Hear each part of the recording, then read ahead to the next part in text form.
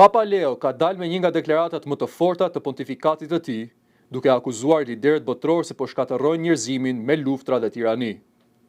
Gjatë vizitës së tij në qytetin Bamenda të Kamerunit, Ati i Shenjtë deklaroi se bota po rënohet nga një grusht tiranësh, ndërsa mbahet gjallë nga miliona njerëz të zakonshëm që ndihmojnë njëri tjetrin.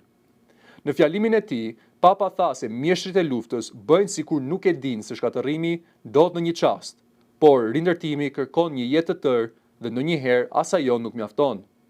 Ai kritikoi faktin që miliarda dollar shpenzohen për armë, vrasje dhe devastim, ndërsa mungojnë burimet për shërim, arsim dhe rikthim të jetës normale.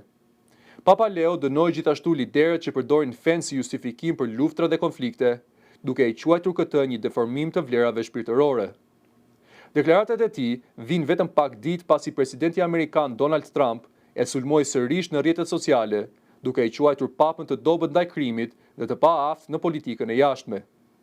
Papa Leo, i pari papa amerikan në histori, kishte mbajtur një profil më të qetë gjatë vitit të parë në krye të Kishës Katolike.